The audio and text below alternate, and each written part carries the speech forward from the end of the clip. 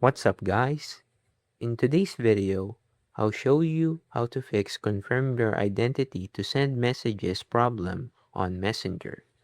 First, make sure your Facebook profile has a clear and recent profile picture.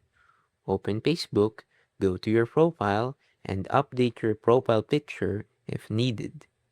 Next, open Messenger and look for the identity verification prompt. Tap Continue and follow the instructions to complete the verification, which may include taking a selfie. Once the verification is complete, reopen Messenger and check if you can send messages again. If the restriction is still there, follow any additional instructions provided by Facebook, as the verification process can vary between accounts.